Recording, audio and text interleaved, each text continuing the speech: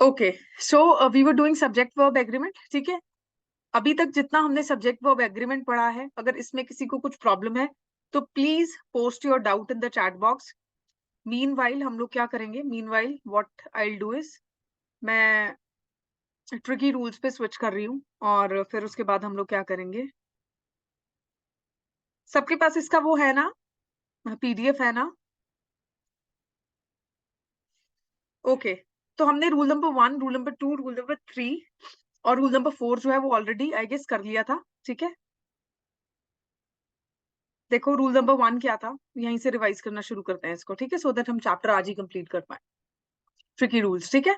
देखो, अब मैंने क्या बताया था, जहां पे भी ये पर्टिकुलर वर्ड्स यूज होंगे सेंटेंस में, अगर कोई सेंटेंस है and any sentence is starting with these expressions, ठीक है, a lot of, a great deal of, a plenty of, most of, some of, refer to plural numbers. ठीक है, तो ये बेसिकली इनके साथ अगर कोई प्लूरल नंबर यूज हो रहा है तो उस केस में आप क्या यूज करोगे, प्लूरल वर्ब यूज करोगे।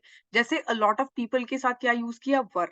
लेकिन अगर यहाँ पे कोई भी ऐसे ये एक्सप्रेशंस जो है वो किसी स्पेसिफिक अमाउंट, क्वांटिटी या ड्यूरेशन को रिफ्लेक्ट कर रहे हैं, शो कर रहे हैं, उस केस में आप कैसा वर्ब यूज करोगे, सिंगुलर।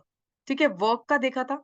ठीक है, a lot of time has been wasted, एक ये भी हमने देखा था एग्जाम्पल, टाइम जो था, ड्यूरेशन ऑफ द टाइम की बात हो रही है, हेंस यहाँ पे कैसा वर्ब है, सिंगुलर वर्ब। ठीक है, तो जब भी अमाउंट, क्वांटिटी या ड्यूरेशन की बात होगी आप क्या यूज करोगे, सिंगुलर वर्ब यूज करोगे, राइट। परसेंटेज के साथ आप क्या यूज करोगे, हमेशा प्लूरल वर्ब ही यूज करोगे। ठीक है, अब कुछ ऐसे वर्ड्स पढ़े थे, कुछ ऐसे नाउन्स पढ़े थे जिनको हम हमेशा प्लूरल फॉर्म में यूज करते हैं, आई मीन उनकी सिंगुलर फॉर्म और प्लूरल फॉर्म सेम रहती है, तो उस केस में हम उनको कैसा वर्ब दे देते हैं, उस केस में हम उनको सिंगुलर वर्ब दे देते हैं, राइट। यहाँ पे हमने सिंगुलर वर्ब का एग्जाम्पल पढ़ा था, हेडक्वार्टर्स इज। ठीक है, रूल नंबर 4 देखो क्या पढ़ा था। रूल नंबर 4 हमने देखा था कि कोई भी कंट्री का नेम, फॉर एग्जाम्पल इंडिया, किसी भी कंट्री का नेम जब उसकी किसी टीम को, it could be a cricket team, it could be a football team, a hockey team, किसी भी तरीके की गेम्स या स्पोर्ट्स की टीम को रिप्रेजेंट कर रहा है, तो उस केस में वो कंट्री का नाम is followed by a plural verb. For example, England have won the world cup. England यहाँ पे कंट्री का नाम है, हैव जो है वो कैसा वर्ब है, plural verb, won the world cup, right. यहाँ इंग्लैंड जो है वो बेसिकली किसको रिप्रेजेंट कर रहा है, यहाँ पे इंग्लैंड की क्रिकेट टीम को रिप्रेजेंट कर रहा है। ठीक है, हेंस यहाँ पे हमने क्या यूज किया, प्लूरल वर्ब यूज किया। ये हमने प्रॉपर नाउन के केस में भी बेसिकली क्या किया था, पढ़ा था, राइट। ओके, आज हमें शुरू करना है रूल नंबर 5 से। देखो रूल नंबर 5 बेसिकली क्या है, इसको थोड़ा आराम से समझते हैं। देखो एनिमी वर्ड, एनिमी वर्ड जो है आप सेंटेंस में दो तरीके से यूज करते हो। एक तो जब आपका कोई एनिमी है उसके बारे में इंडिविजुअल लेवल पे जब हम बात करते हैं कि she is my enemy, he is my enemy, या एनिमी वर्ड को हम जनरल सेंस में जब यूज कर रहे हैं, तो उस केस में आप बेसिकली एनिमी वर्ड को यूज करोगे। और एक एनिमी वर्ड को आप यूज करते हो armed forces of the other country के कॉन्टेक्स्ट में। सो एक एनिमी वर्ड को आप कहाँ यूज करते हो, armed forces of the other country के कॉन्टेक्स्ट में बेसिकली क्या करते हो, यूज करते हो, राइट। तो ये जो रूल है ये इन स्पेसिफिक चीज के साथ क्या कर रहा है, डील कर रहा है। when the word enemy is used in the sense of armed forces, जब किसी armed forces को, किसी कंट्री की armed forces को रिप्रेजेंट करने के लिए इस वर्ड का यूज किया जाएगा, तो आप उसके साथ कैसा वर्ब यूज करोगे, प्लूरल वर्ब।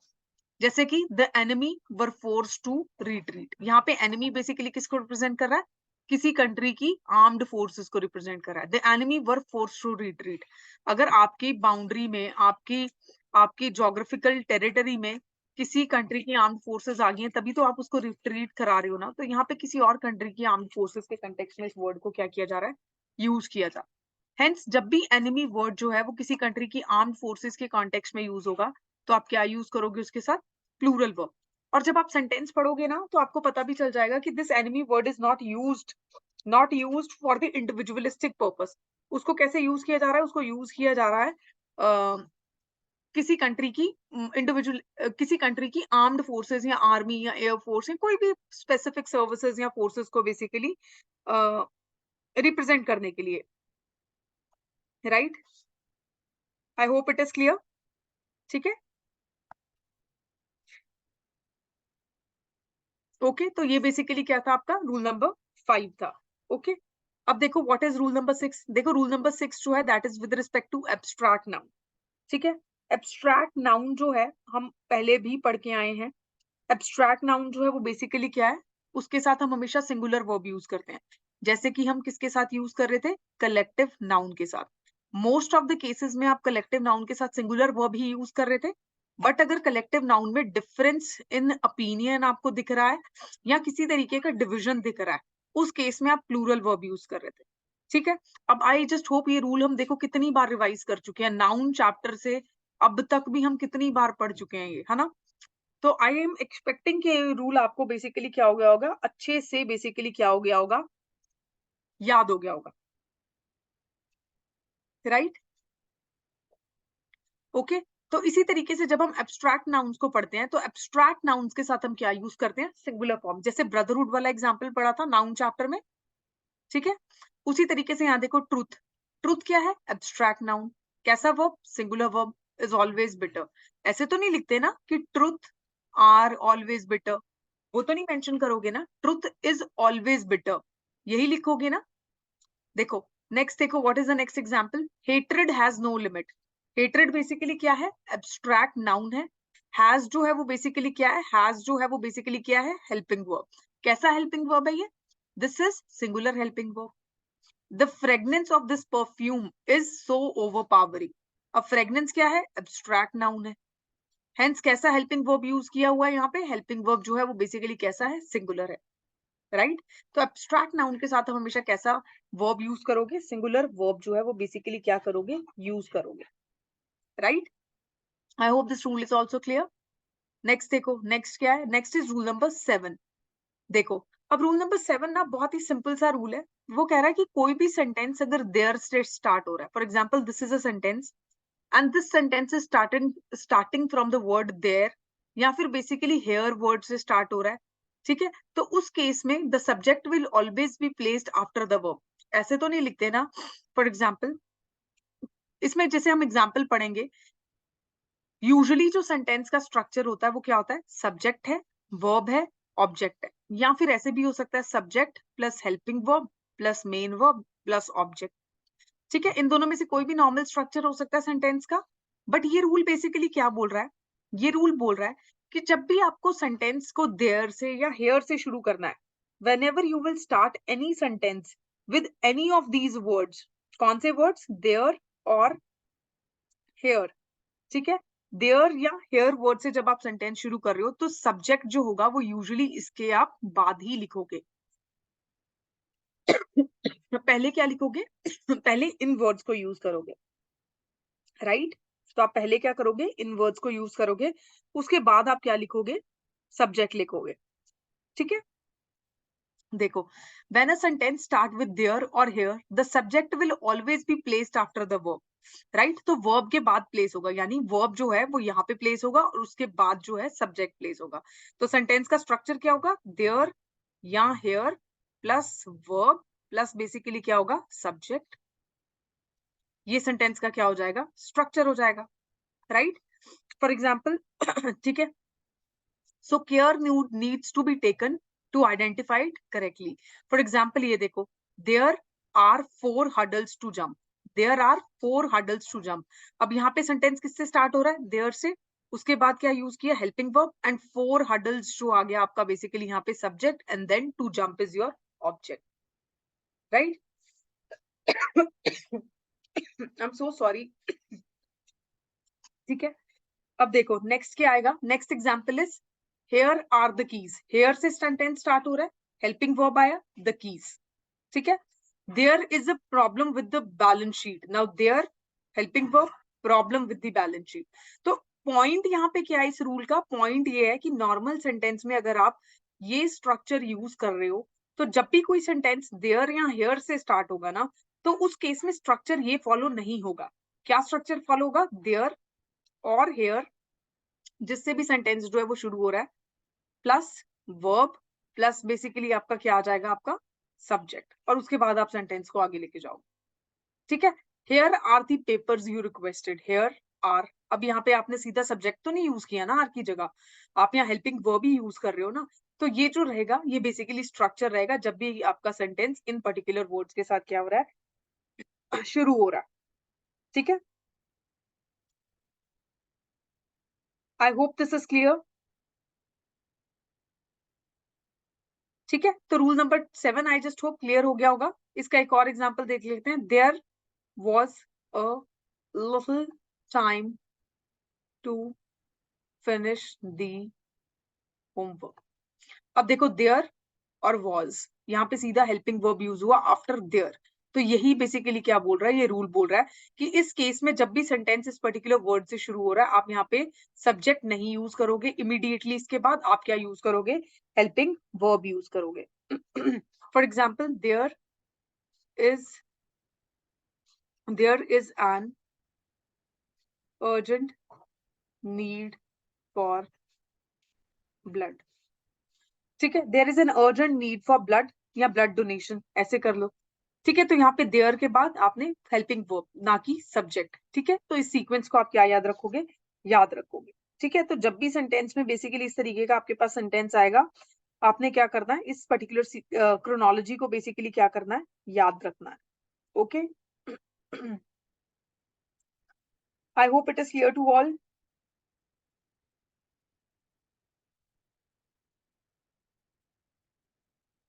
सबको क्लियर है? जल्दी से चैट बॉक्स में रिप्लाई कर दो।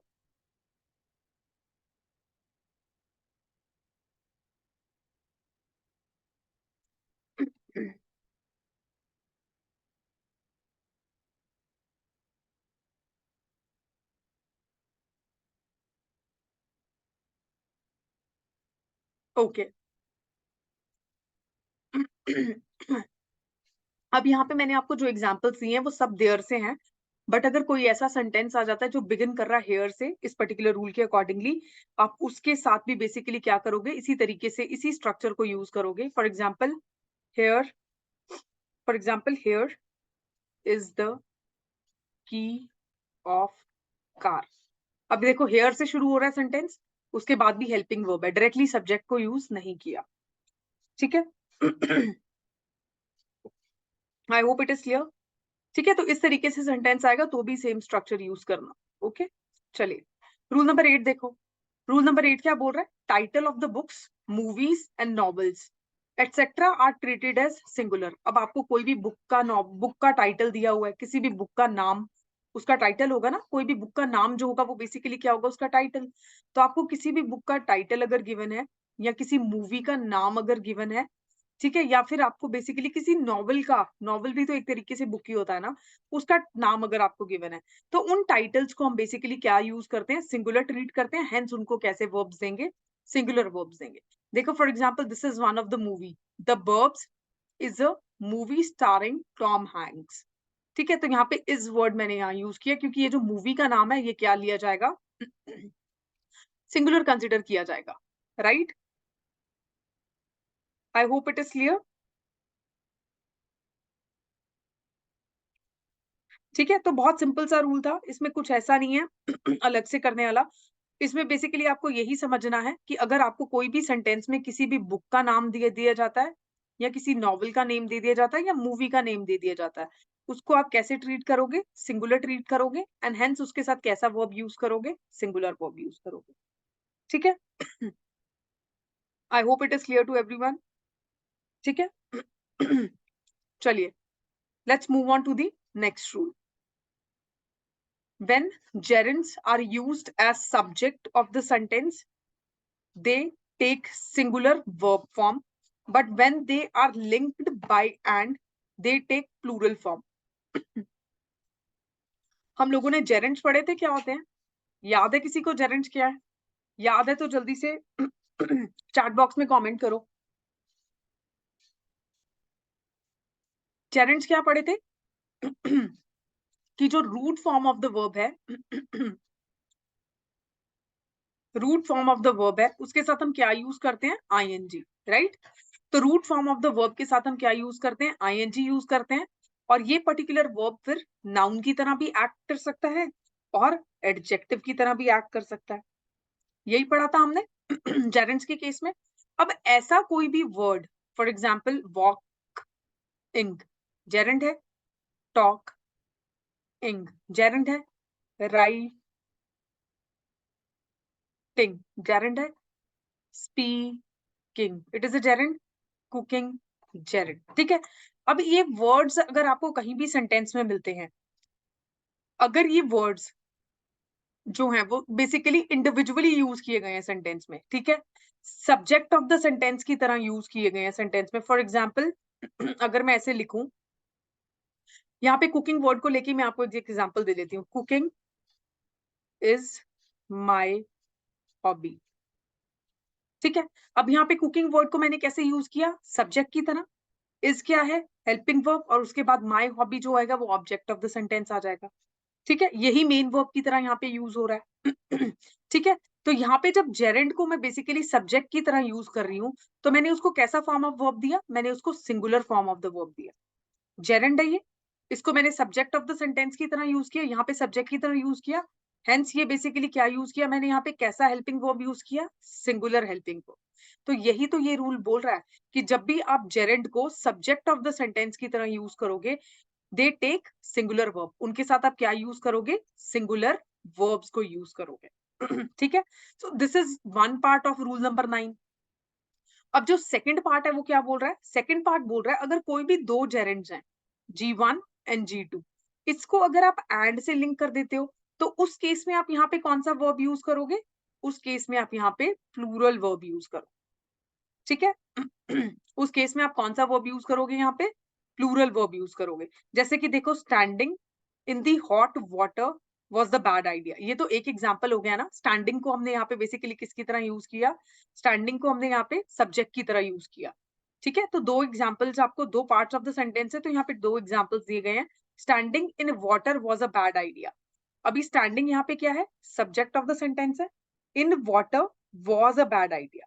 ठीक है, तो यहाँ पे वॉज जो है हेल्पिंग वर्ब है। ठीक है, और वॉज कैसा हेल्पिंग वर्ब है ये, this is a singular helping verb, क्योंकि यहाँ पे स्टैंडिंग जो है दिस इज अ जेरेंड, और इसको मैंने सब्जेक्ट की तरह यूज किया। ठीक है, अब देखो यहाँ पे second part of the rule क्या था, जब जेरेंड 1 और जेरेंड 2 को हम एंड से कनेक्ट करते हैं, तो कैसा वर्ब यूज करते हैं, प्लूरल वर्ब। देखना अब यहाँ पे प्लूरल वर्ब यूज होगा, swimming in the ocean and playing drums. अब स्विमिंग जो है वो आपका जेरेंड 1 है, एंड प्लेइंग क्या होगा, gerund 2, these are connected by what, and. तो यहाँ पे कैसा हेल्पिंग वर्ब यूज किया, प्लूरल हेल्पिंग वर्ब। ठीक है, I hope it is clear. देखो, इसको ऐसे भी कर सकते थे सेंटेंस में, अगर ये ऐसे ना होता और ऐसे होता, फॉर एग्जाम्पल बहुत सारे बच्चों को ये भी कंफ्यूजन होगा, अगर ये वाले वर्ड्स मैं यहाँ से रिमूव कर दूं, स्विमिंग एंड प्लेइंग ड्रम्स या स्विमिंग एंड प्लेइंग, ठीक है, आर माई हॉबीज, तो स्विमिंग और प्लेइंग जो है वो बेसिकली एंड के साथ कनेक्टेड है, कैसा हेल्पिंग वर्ब है, प्लूरल हेल्पिंग वर्ब है। ठीक है, अब ये बीच में जो भी वर्ड्स यूज हुए हैं, that should not impact your choice of verb here.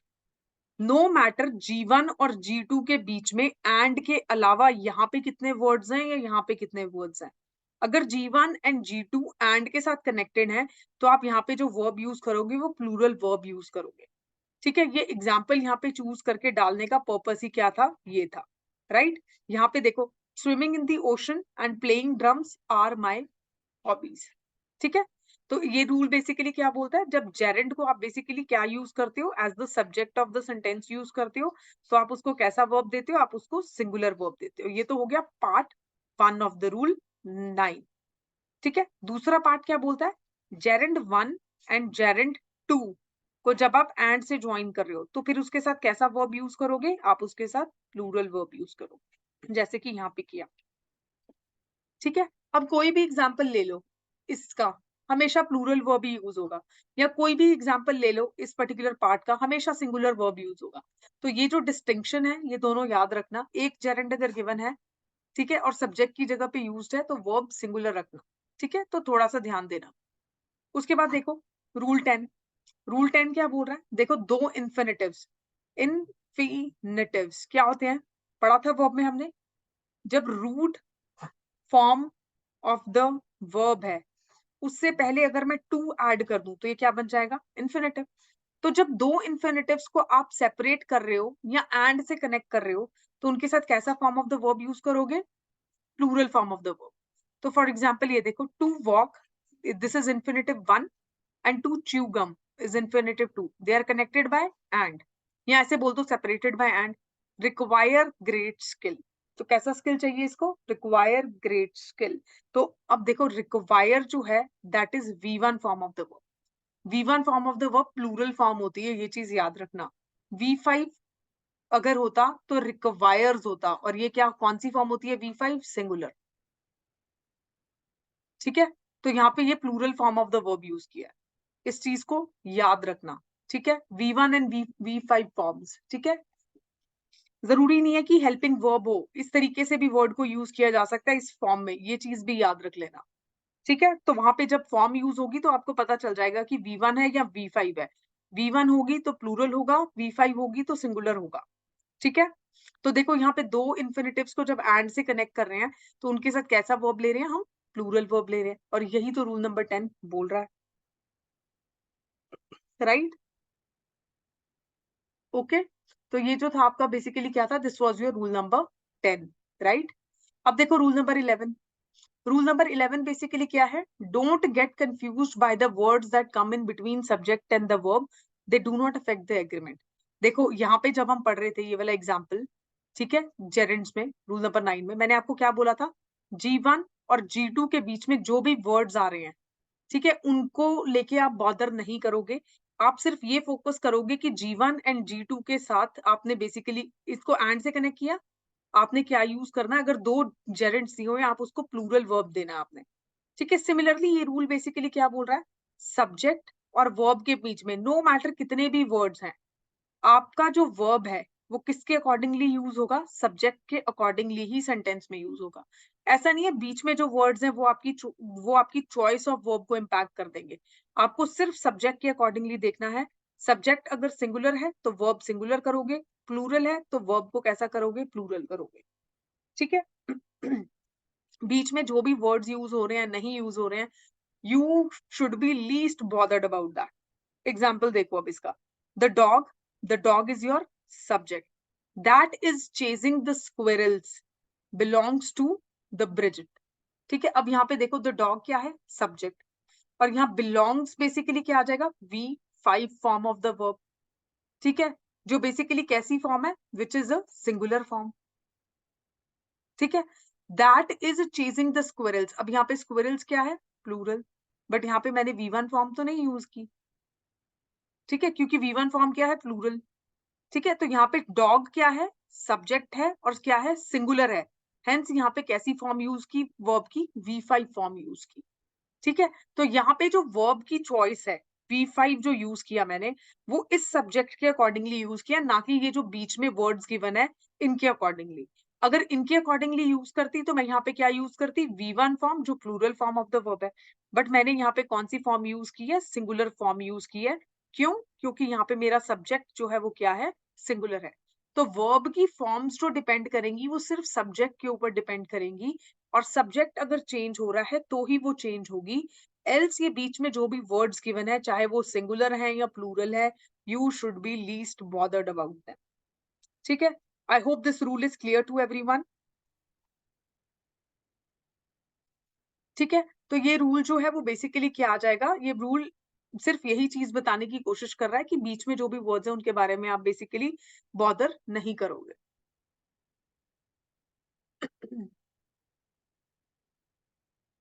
Right, अभी के लिए देखो what is next rule. Next is rule number 12. ठीक है, आई गेस ये लास्ट ही रूल है. ठीक है, किसी का डाउट भी आया हुआ है, मैं आपका डाउट ये रूल फिनिश कर लेने दो, उसके बाद I just see your doubt. ठीक है, ओके. उसके बाद हम इसको बेसिकली क्या करेंगे? सॉल्व करेंगे. ओके, चलिए. What is rule number 12? यार रूल नंबर 12 बहुत ध्यान से बेसिकली समझना. ठीक है, रूल नंबर 12 बेसिकली क्या बोल रहा है? इन्वर्टेड सेंटेंसेस के बारे में है. ठीक है, अभी तक हमने बहुत सारे सेंटेंसेस जो है बेसिकली क्या किए हैं? यूज किए हैं. ठीक है, we have used many sentences. ठीक है, हमने बेसिकली बहुत सारे सेंटेंसेस के फॉर्म पढ़े हैं, जैसे कि हमने एफर्मेटिव सेंटेंसेस पढ़ा है, हमने नेगेटिव सेंटेंसेस पढ़ा है, इंटेरोगेटिव सेंटेंसेस हमने पढ़े हैं, हमने एक नॉर्मल स्ट्रक्चर ऑफ सेंटेंस देखा था. क्या? Subject, verb and object. just hold on.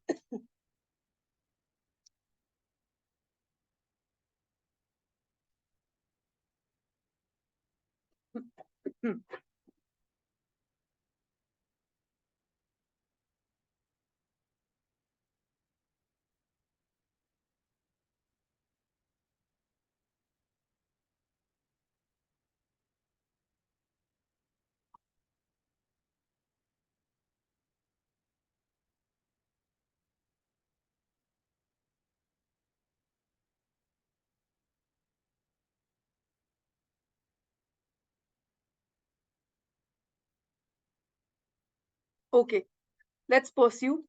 Thank you for cooperating.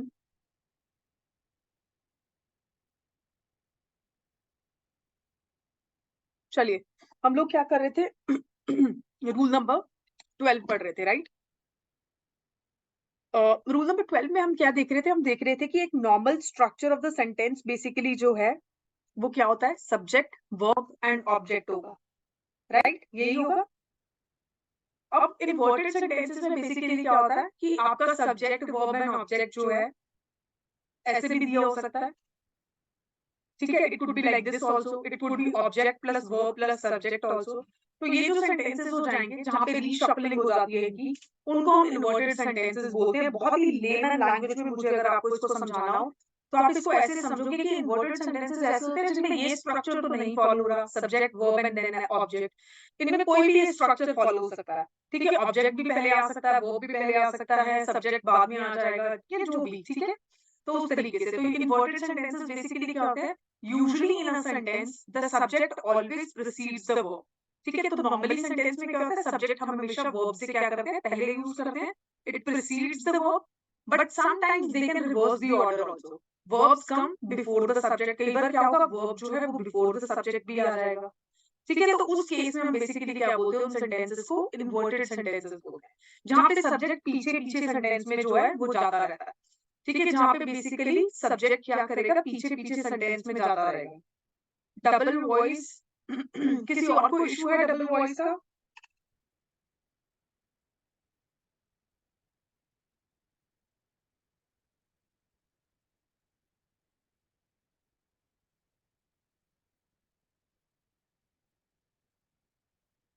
Voice is not clear, I don't know, maybe मेरा गला is not clear, I guess. Voice इसलिए क्लियर नहीं है। अभी बताओ, ठीक आ रही है आवाज? See my I got sore throat, मेरा गला शायद ठीक नहीं है। डबल वॉइस है, अभी भी डबल। अभी बताओ।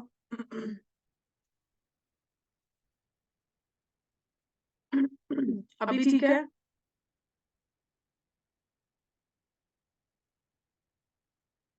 Late me check the settings, एक सेकंड दो यार मुझे।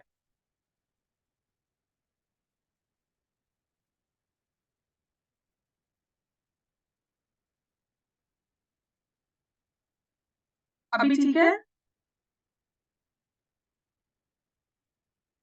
Is it okay? नहीं, एक्चुअली इको हो रहा है ना।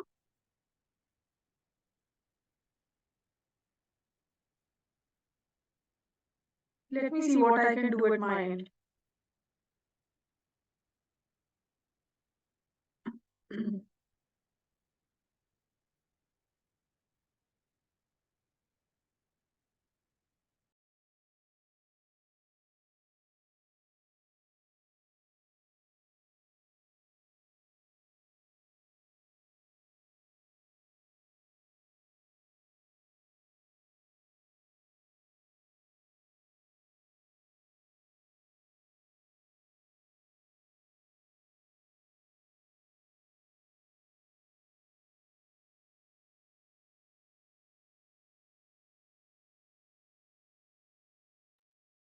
अभी let me know, is it fine? जल्दी से बताओ। ठीक है, अब आ रही है आवाज? Is it okay now?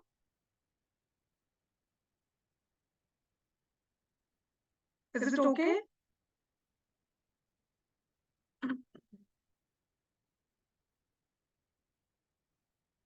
अरे यार, ये इको का प्रॉब्लम कहाँ से आ गया? मुझे आज ये चैप्टर खत्म करना था।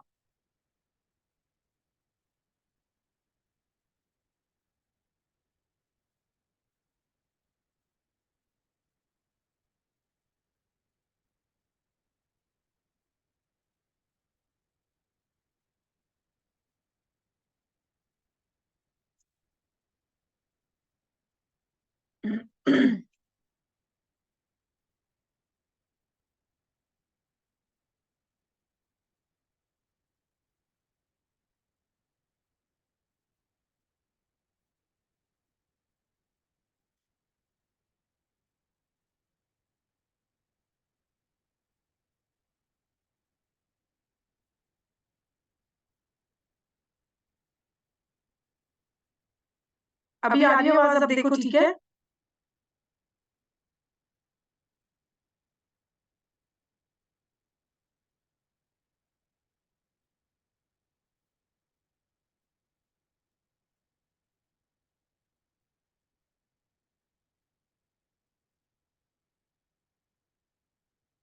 नो स्टिल सेम, तो क्या प्रॉब्लम आ रहा है? I just wanted to finish, this is the last rule and I wanted to finish it.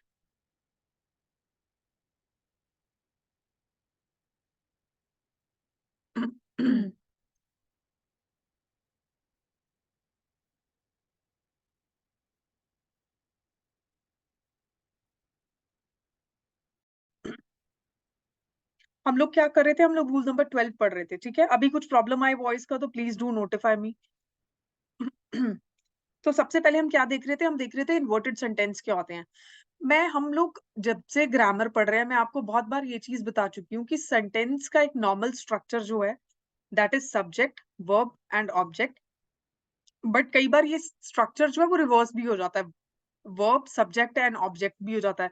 कई सेंटेंसेस में आप देखोगे ऑब्जेक्ट पहले यूज हो रहा है, फिर वर्ब है, फिर सब्जेक्ट है.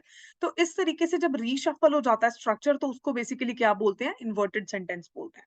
ठीक है? लेकिन इन सेंटेंसेस में आपको थोड़ा सा ध्यान रखना पड़ेगा आइडेंटिफाई करने में, ऑब्जेक्ट कौन सा है और सब्जेक्ट कौन सा है. ठीक है? अभी देखो, जैसे यहाँ पे मैंने दो सेंटेंसेस का एग्जांपल लिया है, इनकरेक्ट सेंटेंस भी है और फिर उसको मैंने आपको करेक्ट करके भी बेसिकली दिया हुआ है. देखो, through through the golden eagle bridge passes thousands of vehicle every day. ठीक है? Through the golden eagle bridge, अभी सेंटेंस क्या है मैं यहाँ पे लिख देती हूँ. Through the golden eagle bridge passes thousands of vehicles every day. ये पर्टिकुलर सेंटेंस है. ठीक है? अब देखो यहाँ पे वर्ब कौन सा यूज किया. एक पार्ट ऑफ द सेंटेंस क्या है यहाँ पे? One part of the sentence here is through the golden eagle bridge. Through the golden eagle bridge is one part of the sentence. What is the other part of the sentence? Passes, जो कि आपका basically क्या है यहाँ पे? verb है. ठीक है? And what is the third part of the sentence? Third part of the sentence here is thousands of vehicles every day. अब ये sentence is the example of what? Inverted sentence. ठीक है? Inverted sentence कैसे है? देखो exactly sentence कैसे होना चाहिए था? thousands of vehicles passes, thousands of vehicle. Just give me 1 second. What have I done? Okay, thousands of vehicles pass through the Golden Eagle Bridge every day. ठीक है? अब ये बेसिकली क्या था? आपका सब्जेक्ट था, जिसको उन्होंने बेसिकली कहाँ लिखा हुआ है? यहाँ पे लिखा हुआ है. ठीक है? ये आपका क्या था? वर्ब था. This was your what? Verb. ये आपका बेसिकली क्या था? वर्ब था. This was your subject and this is what? This is your object. तो इन्वर्टेड सेंटेंस है. This is your inverted sentence, right? अब इन्वर्टेड सेंटेंस के केस में इन्होंने ऑब्जेक्ट, वर्ब और सब्जेक्ट ये क्रोनोलॉजी फॉलो की. तो यहाँ पे वर्ब जो यूज होना था वो किसके अकॉर्डिंग यूज होना था? सब्जेक्ट के अकॉर्डिंग यूज होना था ना. तो सब्जेक्ट के अकॉर्डिंग जब आप वर्ब यूज करोगे, यहाँ पे सब्जेक्ट क्या? Thousands of vehicles. Thousands of vehicle जो है वो आपका बेसिकली क्या है? सब्जेक्ट है. What is your subject here? Your subject here is thousands of vehicles. तो यहाँ पे ये सब्जेक्ट जो है, what is it? It is it is plural. तो यहाँ पे ये जो वर्ब यूज होना था, ये कैसा यूज होना था? प्लूरल वर्ब यूज होना था. V1 form. इन्होंने क्या यूज किया? V5 form. ठीक है? V5 फॉर्म इन्होंने क्यों यूज की? क्योंकि इन्होंने ऑब्जेक्ट के अकॉर्डिंगली यूज किया. V5 फॉर्म होती है सिंगुलर फॉर्म. और यहाँ पे जो through the golden eagle bridge, one golden eagle bridge की बात हो रही है ना, एक ही ब्रिज की, तो सिंगुलर है ये. ऑब्जेक्ट जो आपका सिंगुलर है, तो यहाँ पे इन्होंने जो वर्ब दिया वो सिंगुलर के अकॉर्डिंगली दिया, सिंगुलर ऑब्जेक्ट के अकॉर्डिंगली। लेकिन सब्जेक्ट वर्ब एग्रीमेंट में जो हम वर्ब यूज करते हैं, अब वर्ब वर्ब जो यूज करते हैं वो हम हमेशा सब्जेक्ट के अकॉर्डिंगली यूज करते हैं। अब वो सब्जेक्ट आपका यहाँ पे प्लेस्ड है तो भी आप वर्ब सब्जेक्ट के अकॉर्डिंगली यूज करोगे, वो सब्जेक्ट आपका यहाँ पे सेंटेंस में प्लेस है तो भी आप वर्ब जो है वो सब्जेक्ट के अकॉर्डिंगली ही यूज करोगे, right. Place of the subject matter नहीं करेगी, पॉइंट इज आपको वर्ब जो है वो सब्जेक्ट के अकॉर्डिंगली यूज करना है। इस पर्टिकुलर सेंटेंस में through the golden eagle bridge passes thousands of vehicle every day. Pass जो है वो आपकी V1 फॉर्म है and passes is your V5 form. ये फॉर्म जो है सिंगुलर फॉर्म है और ये फॉर्म जो है प्लूरल फॉर्म है। यहाँ पे गोल्डन ईगल ब्रिज जो है वो सिंगुलर है, हेंस इन्होंने क्या यूज किया, ऑब्जेक्ट के अकॉर्डिंगली यहाँ पे सिंगुलर फॉर्म जो है वो यूज की, ठीक है। बट हमें यहाँ पे इसके अकॉर्डिंगली क्या यूज करना था करेक्टली, हमें यहाँ पे इसके अकॉर्डिंगली प्लूरल फॉर्म यूज करनी थी, नॉट सिंगुलर, यानी V1 फॉर्म यूज करनी थी, क्योंकि व्हीकल्स जो है वो प्लूरल है। सब्जेक्ट अगर प्लूरल है तो आप बेसिकली वर्ब कैसा यूज करते हो, वर्ब भी प्लूरल यूज करते हो। आई होप आपको समझ आया होगा। इन्वर्टेड सेंटेंसेस हम लोग थोड़ी सी और मैं ढूंढ लूंगी, उसके केस में हम इसको थोड़ा सा और प्रैक्टिस कर लेंगे, ठीक है। I had this one example, क्योंकि बुक में भी ज्यादा एग्जाम्पल नहीं थे इससे रिलेटेड, तो मैं कुछ और examples, I will make some examples और maybe I will find some examples, फिर हम उसके कुछ और एग्जाम्पल्स भी प्रैक्टिस कर लेंगे ताकि आप लोगों के लिए थोड़ा सा ईजी हो जाए इसको करना, ठीक है। तो आपको बेसिकली इसको आइडेंटिफाई करना होगा, सेंटेंस का exact sequence, subject verb and object, ठीक है। ओके, नाउन के केसेस में हमने समझा भी था कि किस तरीके से आप उसको आइडेंटिफाई करते हो, राइट।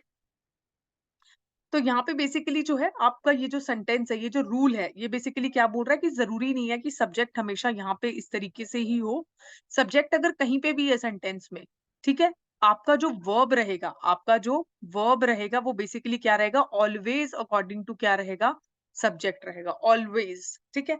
आपने किसी और सीक्वेंस में, किसी भी सीक्वेंस में सेंटेंस हो, आपको जो वर्ब यूज करना है या चेंज करना है या फॉर्म ऑफ वर्ब यूज करना है, that should be according to what, that should be according to the subject only. If your subject is singular, the verb should be singular, and if your subject is plural, the verb should be plural, ठीक है।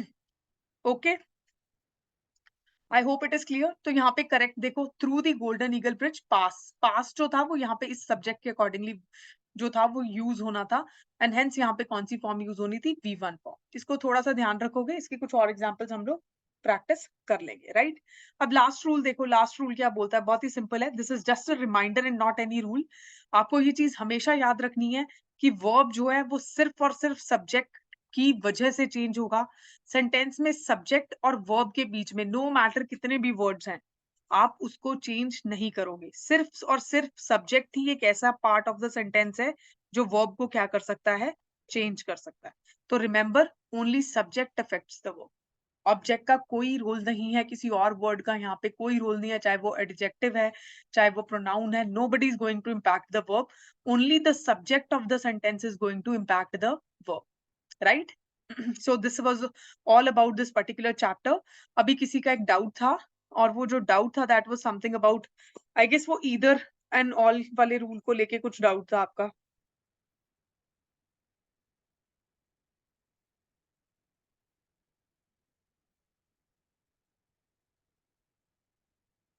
देखो, let me just scroll to that particular, मुझे एक बार वो वापस question पे जाने दो। G1 और G2 के मिडिल में और या ईदर आने से कौन सा वर्ब यूज होगा, अच्छा। तो आपका क्वेश्चन अगर ये है कि अगर ईदर और यहाँ पे G1 और G2 यूज होता है, या फिर नीदर और नॉर में यहाँ पे G1 और G2 यूज होता है, तो फिर हम यहाँ पे बेसिकली कौन सा वर्ब जो है वो यूज करेंगे, यही क्वेश्चन है ना आपका। प्लीज कंफर्म अगर आपका क्वेश्चन यही है तो।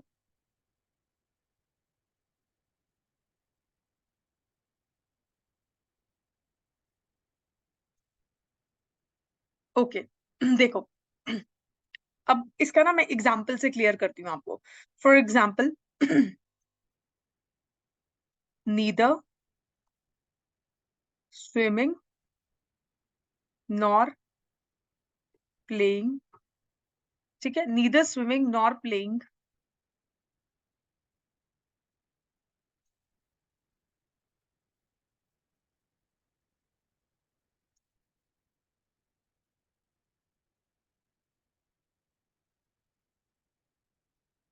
ठीक है, ये क्या है, what is this, this is neither and nor, ठीक है, और यहाँ पे जेरेंड 1 यूज हो रहा है और यहाँ पे जेरेंड 2 यूज हो रहा है, ठीक है। अब यहाँ पे कौन सा वर्ब यूज करेंगे? If any one of you want to answer this question तो प्लीज चैट सेक्शन में उसको आंसर भी कर सकते हो, ठीक है। एक और एग्जांपल ले लेते हैं, यहाँ पे एक और एग्जांपल लिख देती हूँ तब तक, ईदर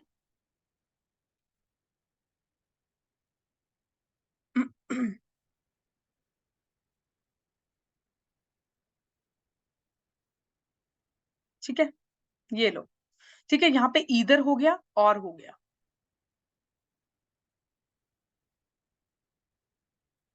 ठीक है। अब यहाँ जेरेंड 1 एंड जेरेंड 2 को हमने बेसिकली क्या किया, इनके साथ कनेक्ट किया। हमने दो रूल्स पढ़े थे, ठीक है, कौन कौन से दो रूल्स पढ़े थे? हमने पढ़ा था कि जब भी आप बेसिकली दो सब्जेक्ट्स को, ठीक है, सब्जेक्ट 1 एंड सब्जेक्ट 2 को ईदर या नीदर या नॉर के साथ कनेक्ट करते हो, तो उस केस में आप जो वर्ब यूज करते हो वो कौन सा वर्ब यूज करते हो? नियरेस्ट सब्जेक्ट के अकॉर्डिंगली वर्ब यूज करते हो। एक ये रूल पढ़ा था और दूसरा रूल हमने कौन सा पढ़ा था? जेरेंड 1 एंड जेरेंड 2 को जब आप एंड से ज्वाइन करते हो तो उस केस में जो वर्ब यूज करते हो कौन सा यूज करते हो? प्लूरल वर्ब यूज करते हो। दो जेरेंड्स के केस में, वन जेरेंड के केस में हम कौन सा वर्ब यूज कर रहे थे? सिंगुलर वर्ब यूज कर रहे थे, ठीक है। तो ये तीन डिफरेंट चीजें हमने पढ़ी। अब ये जो क्वेश्चन है इसमें हम नीदर और नॉर यूज कर रहे हैं बट उनके साथ जेरेंड 1 एंड जेरेंड 2 यूज कर रहे हैं।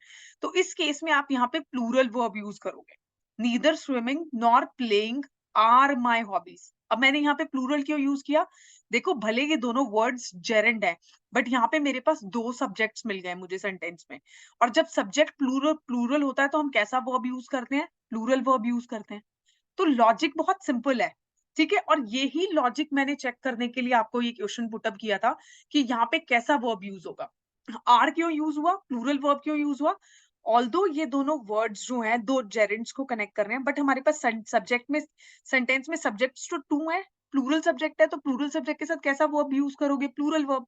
सिमिलरली यहाँ देखो, ईदर यू और आई, ठीक है, इस केस में भी हमारे पास दो सब्जेक्ट्स हैं, ठीक है, भले आपने उसको ईदर और से, अच्छा okay, this is not gerund ना, नॉर्मल केस में देखो आए।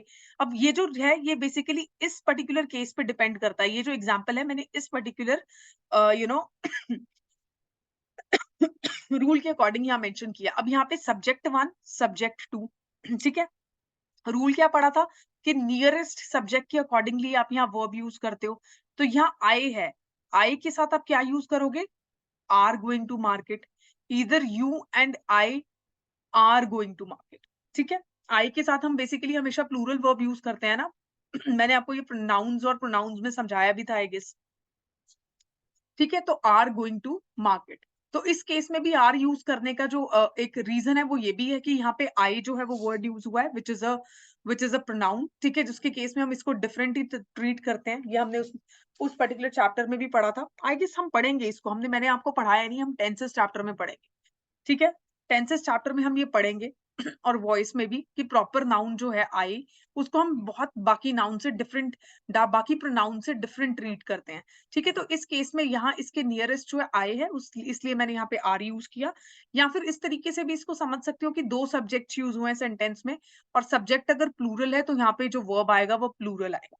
तो एक बेसिक रूल, अगर आपको इस तरीके का कुछ भी रैंडम क्वेश्चन आ जाता है तो एक बेसिक रूल जो मैं आपको हमेशा बोलती हूँ आपको आना चाहिए वो क्या है? सेंटेंस में सब्जेक्ट अगर प्लूरल है तो वर्ब भी प्लूरल होगा, और अगर सब्जेक्ट सिंगुलर है तो वर्ब भी सिंगुलर होगा। इसी लॉजिक के बेसिस पे आपका ये क्वेश्चन भी हो रहा था और ये क्वेश्चन भी हो रहा था, ठीक है। तो ये एक बेसिक रूल जो है वो आप हमेशा याद रखोगे। अगर दो रूल्स को, जैसे यहाँ दो रूल्स को मिक्स करके क्वेश्चन दे दिया, जेरेंड्स एंड नीदर एंड नॉर वाला, ठीक है, दो रूल्स को मिक्स करके क्वेश्चन दिया, तो उस केस में भी आपका ये वाला logic most of the times जो है वो लगेगा ही लगेगा, क्योंकि हम कोई भी लॉजिक ऐसा नहीं पढ़ रहे हैं जो मेयर तुक्का है जिसमें आप तो कोई ट्रिक यूज कर रहे हो या कोई, हम लॉजिक्स को यूज कर रहे हैं और लॉजिक्स को यूज करके ही हम अपनी ट्रिक्स बना रहे हैं। तो जो हमारी ट्रिक्स हैं वो भी लॉजिकल है, they are based on rules only, ठीक है। तो यहाँ पे जो ट्रिक है वो यही है, which is based on rule only, it is not some shortcut जो मैं आपको बता रही हूँ, ठीक है। ये बेसिकली क्या एक तरीके की आपकी लॉजिकल ट्रिक है, this is one of the rules जिसको मैंने इसको शॉर्ट फॉर्म में आपको समझा दिया है कि basic logic and essence of the chapter जो है वो इसी में लाए कर रहा है। ठीक है, अगर आपको ये बात समझ में आ गई तो रैंडम कोई क्वेश्चन आएगा तो भी आप उसको अटेम्प्ट कर लोगे। I hope your doubt is clear. जिनका भी ये क्वेश्चन था, किसका क्वेश्चन था ये? ओके, सैम्यूल ने बिल्कुल करेक्ट आंसर किया है, आर। ठीक है, वेरी गुड सैम्यूल। ठीक है, उसके बाद देखो whose question was this? यार कहाँ गया ये chat box?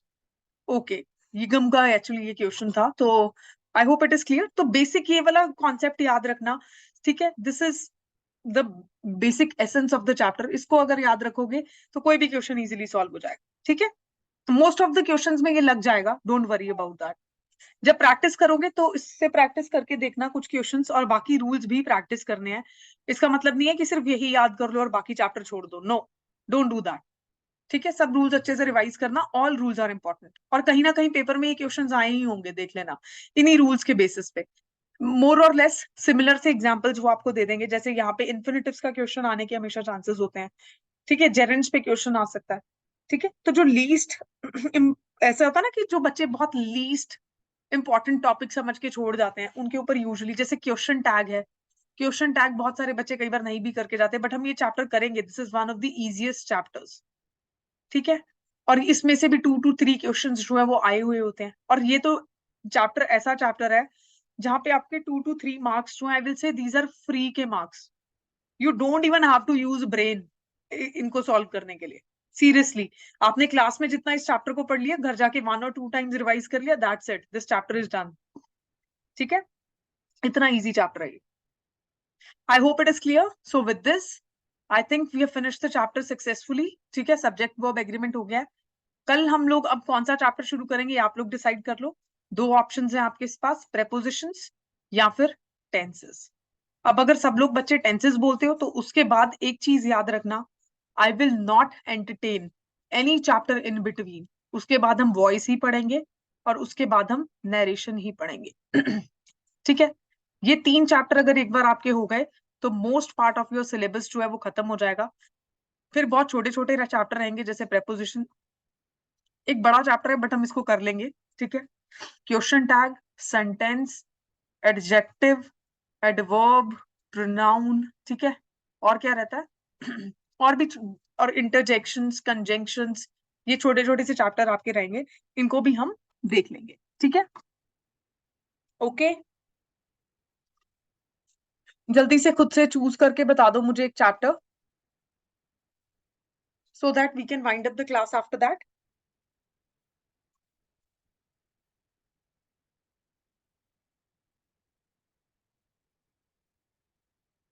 Sunil is saying tenses, बाकी लोग क्या बोल रहे हैं?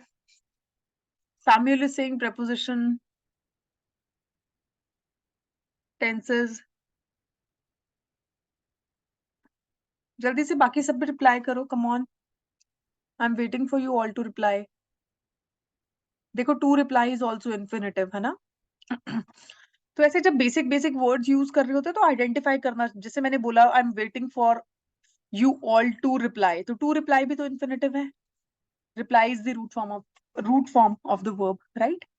तो इस तरीके से छोटी छोटी चीजों में भी आइडेंटिफाई करना सीखो। ठीक है, प्रैक्टिकली जब हम बात कर रहे हैं तो see I am getting maximum answers for tenses only. तो मेरे पास जो मैक्सिमम आंसर्स आ रहे हैं वो टेंसेस के लिए आ रहे हैं। ठीक है, so most of you want to do tenses only, right? Samuel, what do you say? Still,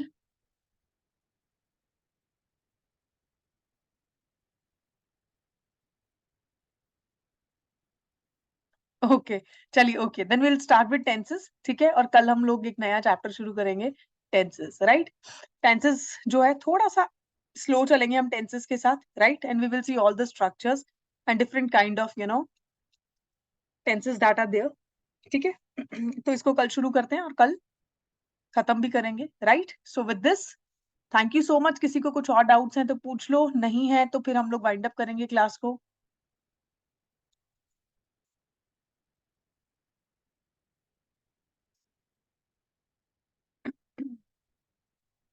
चलिए, okay, I don't think so किसी को कुछ भी डाउट्स हैं। So with this, I'm just winding up the class. Thank you so much for joining me. Thank you so much. It was so nice to have you all. Bye bye, everyone. Good night.